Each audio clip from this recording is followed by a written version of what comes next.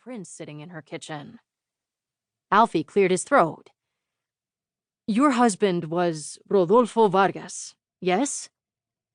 The woman looked down at the table, her fingers tightly laced. Si, he was.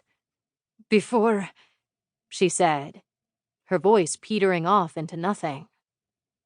Before, Alfie had released Sombra's magic and killed hundreds of Castellano citizens. His throat burned at the memory. I'm very sorry for your loss, Alfie offered, his voice wooden to his own ears. Though he meant the words, they sounded terribly meaningless. Gracias, she said plainly, looking at him. But why do you ask about my husband? For the past few months, I have been working on a memorial to those who were lost. To complete it, I need something from you. Something of Rodolfo's. The woman was silent as Alfie described the memorial and why he needed items that belonged to the departed. The memorial would be revealed in a week, so her contribution would be one of the last touches to the project. After he spoke, she sat silently, wringing her hands. We don't have much, Your Majesty, she began uneasily. The things I have left of him, they are my treasures.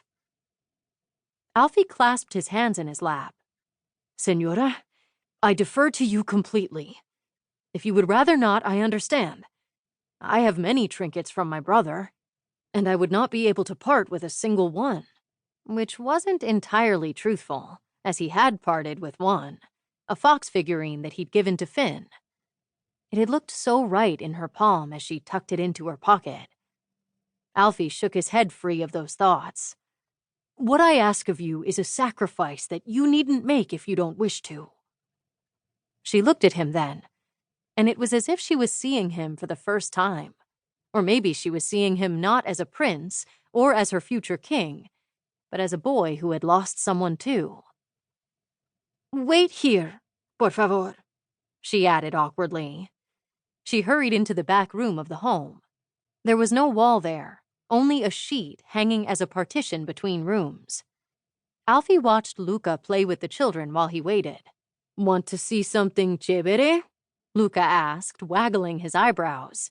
Something very, very cool? Luca, Alfie warned from his seat, but Luca only looked at the cheering children. Okay, Luca said. You asked for it. He picked up the two smallest and began to juggle them as easily as if he were juggling eggs. The children squealed with laughter as their oldest sister watched, wide-eyed. Luca, Alfie hissed. Basta! Ever since Sombra's magic had granted Luca inhuman strength, he had been juggling everything he could get his hands on. For the last 4 months, Alfie had lived with Luca constantly shouting, Hey, Sourpuss, look! Only for Alfie to turn and see his cousin juggling his furniture, priceless statues, boulders the size of horses, and now children. At the sight of Alfie's hard look, Luca rolled his eyes. Fine. Just as their mother parted the curtain and walked back in, Luca caught both siblings, tickling them until they fell to the ground in a fit of giggles. The mother sank into her chair, clutching something wrapped in a handkerchief. She stared at the bundle for a quiet moment before placing it on the table. Alfie looked at her for permission, then uncovered it. Inside was an old pocket watch. It was rusted, but Alfie could make out the initials RV engraved on the back. It was his favorite. She laughed dryly, and then tears were falling down her face. Even though it never worked. Alfie held the watch carefully. Are you sure? I will not be able to return it. The items would disappear when the spellwork was complete. There would be no turning back. She nodded, and the motion seemed to make the tears come faster. Estoy segura. I want him to be a part of this. Alfie watched her, his heart aching in his chest. I am so sorry, Senora Vargas.